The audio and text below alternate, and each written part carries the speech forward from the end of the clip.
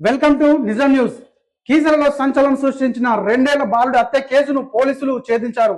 చీర్యాల గ్రామానికి చెందిన రంగ హరికృష్ణ మృతి కేసులో బాలుడు తల్లి రంగ జ్యోతి, ఆమె ప్రియుడు ముగిల్లస్ నవీన్ పోలీసులు అరెస్టు చేశారు. ఒకసారి అది ఏరేంటో చూద్దాం.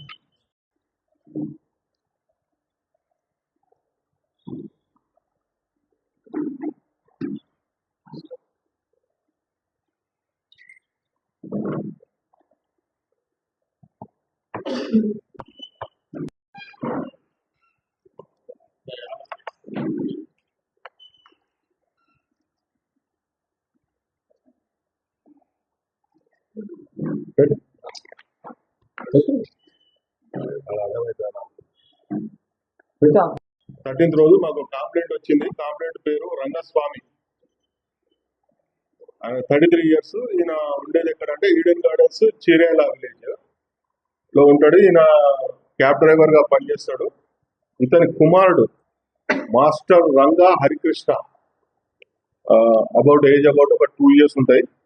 ఇతడు అనుమానాస్పద స్థితిలో మరణించిండు.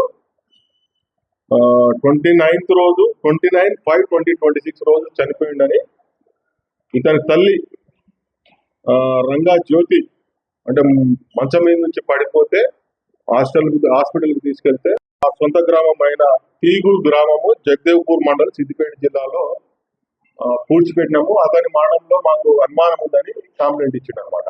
ఎవరి మీద? సొంత భార్య మీద, చనిపోయిన బాబు ఉన్నాడు కదా తల్లి మీద. ఆ బాబు తల్లి మీదనే సొంత భార్య మీద ఇచ్చిండు అనమాట. అయితే మేము ఈ కేసు ఇన్వెస్టిగేషన్ లో మేము అన్ని సాక్ష్యాలన్నీ సేకరించే క్రమంలో మనం సీసీ ఫుటేజ్లు అన్ని మొత్తం అంతా మూవ్మెంట్ చుట్టుపక్కల ఉన్న వాళ్ళు ఎక్కడైతే చుట్టుపక్కల అంతా ఎంక్వైరీ చేసి స్టేట్మెంట్స్ తీసుకుంటే ఇతని భార్య రంగా జ్యోతికి మరియు మొగిళ్ళ నవీన్ అనే వీళ్ళిద్దరికి స్కూల్ ఏజ్ నుంచే వీళ్ళకు లవ్ మరియు అక్రమ సంబంధం ఉంది. మ్యారేజ్ తర్వాత కూడా అక్రమ సంబంధం కంటిన్యూ అయింది. ఈ మొగిళ్ళ నవీన్ విలేజ్ తుర్కపల్లి గ్రామము, మాదాపురం తుర్కపల్లి మండలం, యాదాద్రి భువనగిరి జిల్లా.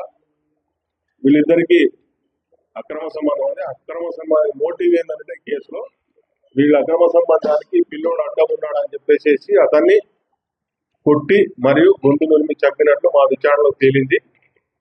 తర్వాత మొన్న 19/6/2026 సంవత్సరంలో ఈ తీగురు గ్రామం వెళ్ళి వాళ్ళ పొలంలో పూర్తి చేసిన ఈ అబ్బాయి డిసీజ్డ్ అంటే చనిపోయిన ఈ బాబు ఉన్నాడు కదా రంగా హరికృష్ణ, ఇతని తీసి ఎంఆర్ఓ మరియు టీమ్ ఆఫ్ డాక్టర్స్ సమక్షంలో పోస్ట్ మార్టం నిర్వహించి ఆ తర్వాత మళ్ళీ డెడ్ బాడీ వాళ్ళకి అప్పగించడం జరిగింది. తర్వాత వాళ్ళ ఇద్దరిని ఈరోజు వాళ్ళని కస్టడీలోకి తీసుకొని మేము కోర్టు ముందు హాజరు పెడుతున్నాము.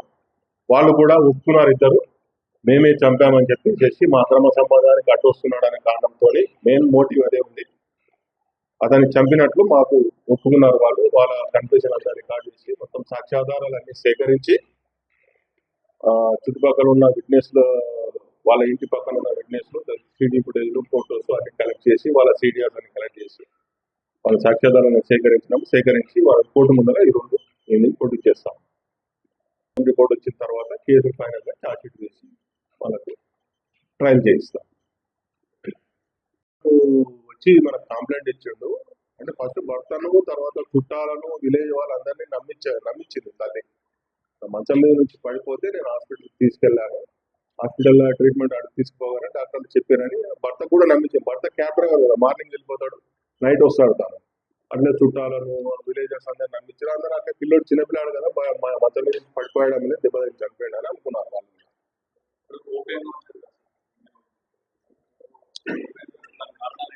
అయితే భర్తకు అనుమానం వచ్చింది. భార్యతో మాట్లాడతారు కదా, వాళ్ళ భార్యతో కంటిన్యూస్ గా మాట్లాడే క్రమంలో వాళ్ళకు ఆమె చెప్పే జవాబులు కొంచెం పొందలేని జవాబులు చెప్తా ఉన్నందువల్ల అతనికి డౌట్ వచ్చింది ఎందుకో భార్య మీద వచ్చి అతను కూడా ఎంక్వైరీ చేసుకున్నాను, ఇంటి దగ్గర కూడా ఎంక్వైరీ చేసుకున్నాడు.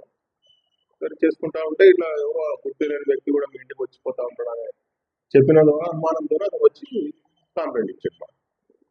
ఆ కంప్లైంట్ మీదనే మనం కేసు రిజిస్టర్ చేసినాం. అన్ని మొత్తం సాక్ష్యాధారాలు సేకరించేసి ఇది వాస్తవం పలానా వ్యక్తి ఒప్పుకున్న తెలిసి అతన్ని కూడా తీసుకొని వచ్చేసి అడిగితే మన విచారణ తెలిసి వాళ్ళు ఒప్పుకున్నారు. ఆ తర్వాత పోస్ట్ మార్టం వాళ్ళు పూర్తి చేసిర్రు. యాక్చువల్గా మనం కాల్ చేసింటే మనకు ఎవిడెన్స్ ఉండకపోయేది. పూర్తి చేసిర్రు కాబట్టి వాళ్ళ పొలంలో సొంత ఊరికి తీసుకెళ్లి పూర్తి చేసారు. వాళ్ళని తీసుకొచ్చి ఎగ్జిబిషన్ చేసి team of doctors plus MRO సమక్షంలో పోస్ట్ మార్టం. ఇది 1906 చేసినాం. అది యాక్చువల్గా 29/5 చనిపోయింది అక్కడ. అంటే దాదాపుగా నీకు 20 days తర్వాత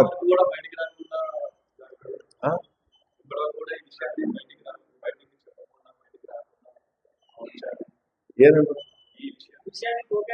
13 రోజులు ఇచ్చింది కదా కాంప్లైంట్.